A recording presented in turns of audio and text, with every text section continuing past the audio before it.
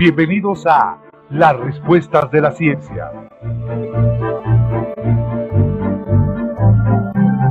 ¿Qué tal? Bienvenidos a Las Respuestas de la Ciencia, un foro de análisis y reflexión en el que especialistas de la UNAM ofrecen su punto de vista sobre diversos temas de interés para la sociedad. Y como cada jueves los saludamos Carla Hernández y Sergio de Regules. Sergio. Hola Carla, otra vez aquí. ¿Cómo te va? Hoy en Las Respuestas de la Ciencia vamos a hablar sobre un tema que ha generado diversas teorías y muchas opiniones, un tema que incide en muchas áreas de la vida social como la educación, la cultura, la tecnología y por supuesto en la economía. Estamos hablando de la globalización. ¿Qué impacto tiene la globalización en la economía del país? ¿Cuáles son los nuevos retos para evitar una crisis global generalizada? ¿Cómo plantear alternativas de solución? ¿Cuáles son los pros y los contras de la globalización ante la crisis económica mundial? ¿Qué se requiere en México para lograr una recuperación económica? Estas y otras preguntas las pondremos hoy sobre la mesa con los especialistas que nos acompañan en esta emisión de Las Respuestas de la Ciencia. Y para eso les damos la bienvenida al doctor Felipe Torres del Instituto de Investigaciones Económicas de la UNAM. Entre sus líneas de investigación están el abasto y distribución de alimentos y las dinámicas de desarrollo en las regiones de México. Ha coordinado 10 proyectos de investigación colectivos, es autor de más de 50 artículos científicos en agricultura, alimentación y desarrollo regional, así como de otros tantos de divulgación. Es autor de 6 libros individuales en diferentes aspectos de la alimentación y el desarrollo regional. También nos acompaña el doctor Gerardo González del Instituto de Investigaciones Económicas de la UNAM, doctor en Economía y maestro en Ciencia Política. Sus líneas de investigación incluyen Estado, salarios, inflación, condiciones de vida, desarrollo industrial, productividad, innovación, empleo, desempleo y migración. En 1994 participó en la edición del libro colectivo Tras las huellas de la privatización, el caso de Altos Hornos en México, que obtuvo el primer lugar a la mejor investigación colectiva de académicos del Instituto de Investigaciones Económicas. Bienvenido. Bienvenidos los dos. Y para entrar en el tema de la globalización y su impacto en la economía, vamos a ver enseguida algunas cifras que nos darán una perspectiva de este fenómeno mundial.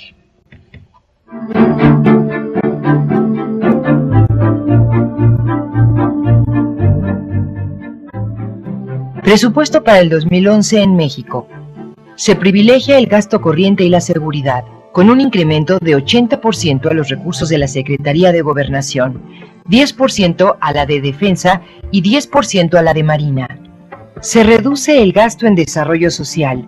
Los recursos en educación alcanzan el 6.7% del total, mientras que el de seguridad se eleva a 4.3%. Respecto al costo de la inseguridad, el impacto representa alrededor del 1% del PIB.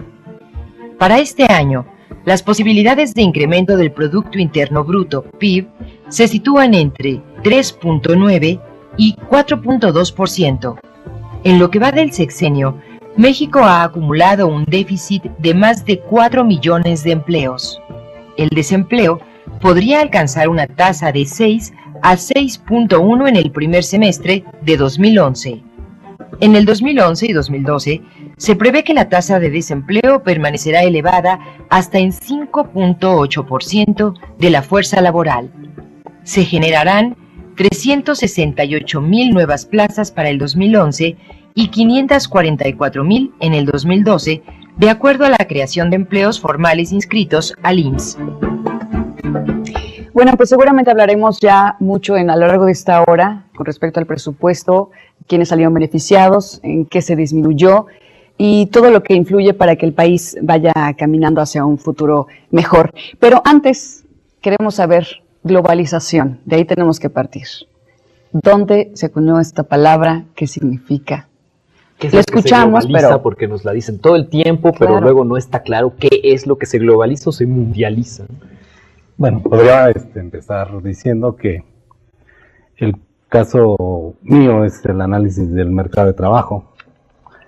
Y cuando uno piensa en mercado de trabajo, piensa inmediato, bueno, en qué sistema, en qué condiciones se desarrolla la sociedad en nuestros tiempos. Y esta sociedad se desarrolla en un sistema capitalista. Y el sistema capitalista tiende a abarcar a todas las áreas, todas las regiones del mundo, con la idea precisamente de incorporar a los trabajadores en la actividad productiva o distributiva y al mismo tiempo incorporar a todos los consumidores también a nivel de trabajador-consumidor. Entonces, cuando hablamos de globalización, estamos hablando de esta internacionalización de la producción, en donde grandes empresas van concentrando la producción a nivel mundial, y de allí surge esta idea de que lo global ahora implica la incorporación de todas las naciones del mundo en un solo mercado, o en un mercado que intenta ser único, y en donde se desarrollan estas condiciones para los trabajadores y para, en este caso, los empresarios o el capital que invierte en estas condiciones.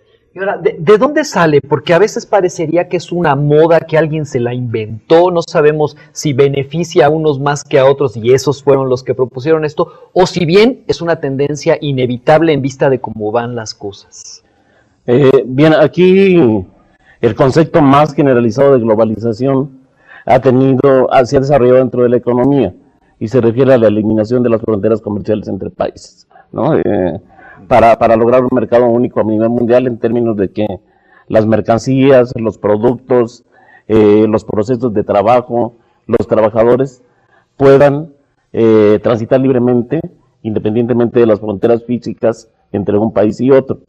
Desde luego, el término de la globalización, que se empezó a discutir hasta la saciedad en la década de los 90 y parte del presente siglo, no es un concepto nuevo ni es un proceso nuevo tampoco.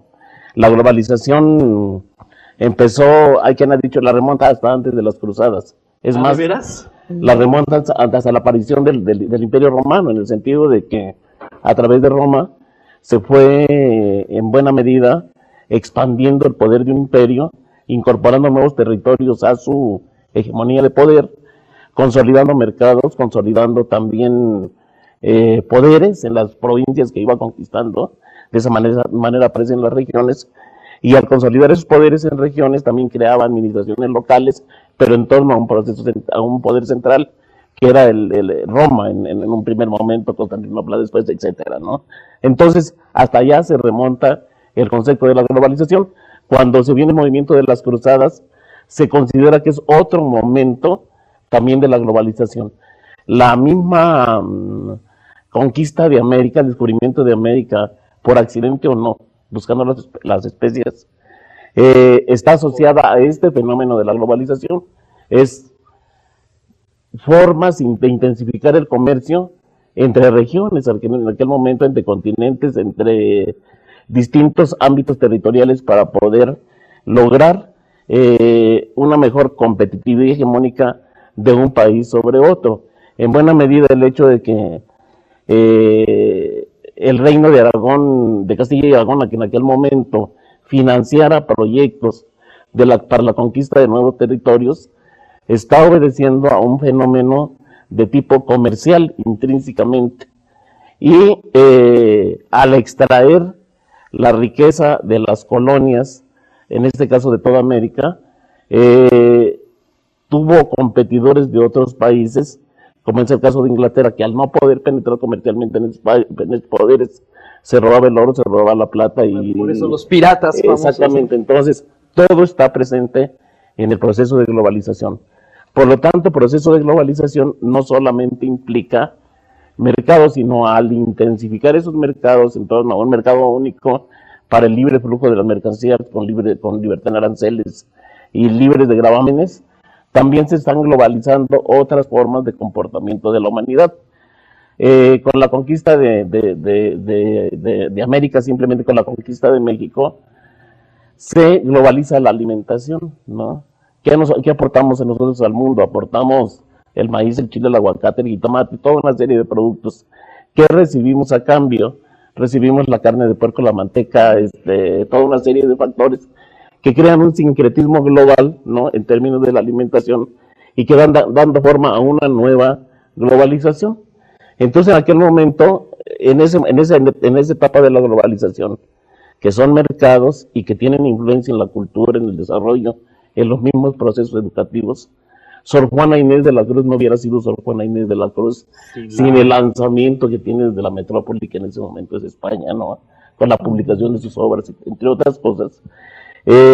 Estamos entendiendo etapas previas de la misma globalización. ¿Qué pasa después, no? ¿O qué pasa con este nuevo tipo de globalización, no? Claro. La globalización opera principalmente a través de acuerdos comerciales entre países, pero impulsados por empresas, ¿no? La Coca-Cola es un fenómeno global, ¿no?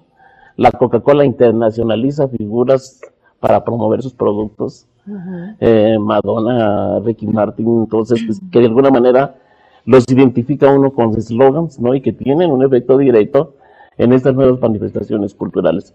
Pero en esencia, la globalización, como ya lo decía Gerardo en su primera intervención, se está refiriendo a esas formas de crear ahora mercados únicos donde haya un movimiento libre flujo de mercancías, libre flujo de personas a través de la eliminación de fronteras territoriales entre países. Y se supone que tendremos etapas prospectivas de la globalización en el sentido de quien haya pensado de crear incluso gobiernos únicos, ¿no? De tipo transnacional, ¿no? Uy, bueno, pues en teoría suena bonito, pero la comparación con Roma me preocupa un poco, porque en efecto, digo, cuando en el territorio donde dominaba Roma, pues todo estaba muy bien organizado, se hablaba en todos lados una misma lengua, aunque cada región conservaba la suya, porque se hablaba el latín, y había una forma de organización, pero al final aquello era Roma, ¿no? Claro. O sea, al final no era la Galia y la Breta, era Roma. Así es. O sea, y el equivalente hoy sería, esto no está impulsado por un país o un grupo de países o un tipo de países. Creo que en esta situación detrás está una concepción ideológica. O sea, cuando nosotros hablamos, por ejemplo, del colonialismo, estamos hablando de toda esta etapa en donde grandes potencias se reparten el mundo. A principios del siglo XX se habla del imperialismo.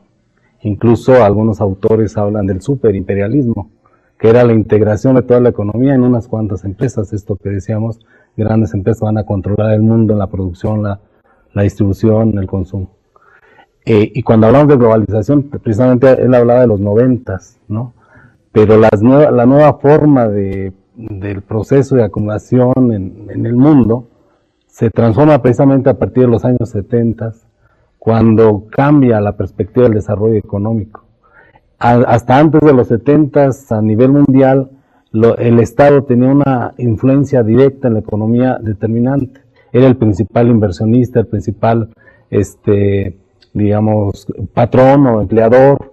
Era el que fomentaba la producción, la infraestructura, etcétera.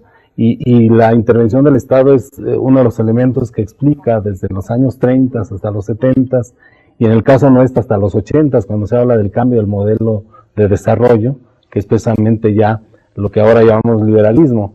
Entonces, esta idea de liberalismo y globalización van muy juntas, se interpretan como parte del mismo proceso.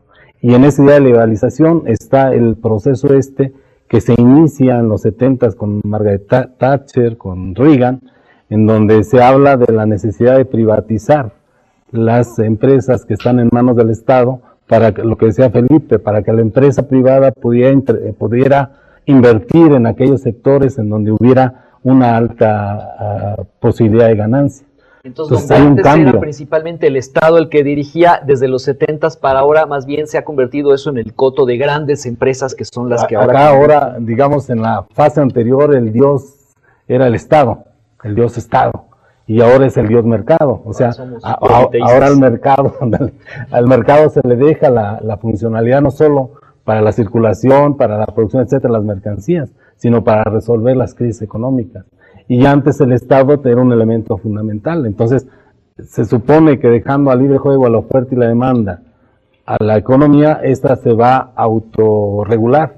Claro, ¿no? Se suponía que esto era bueno, o sea, esto detrás debe de venir la idea de que esto necesariamente es bueno, que se deje libre a los mercados, y en el segundo bloque, porque estamos a punto de irnos un corte, hablaremos de qué tan bueno y qué tan malo es, pero la idea era esa, ¿no? Sí, en esta idea de cambio del papel del Estado en la economía, en donde, por ejemplo, en el caso de México, de una participación del Estado en 1.155 empresas, pues pasó a ser ahora las que conocemos, ¿no? Ya con nada más los energéticos y demás, pero el Estado participaba tanto en la producción de bicicletas como en la producción siderúrgica, como en la producción de fertilizantes, etcétera, etcétera, teléfonos y demás.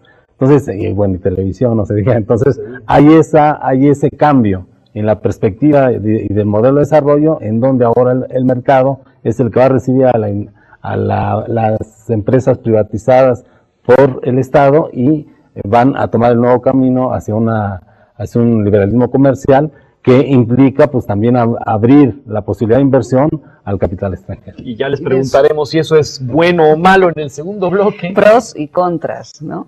Bueno, pues vamos a hacer una pausa. Lo invitamos a usted que nos está viendo a que participe a través del correo electrónico, mándenos sus comentarios, con gusto aquí los recibiremos, pero mientras tanto vamos a hacer este breve corte y ya volvemos con más de las respuestas de la ciencia. El día de hoy, globalización, futuro incierto.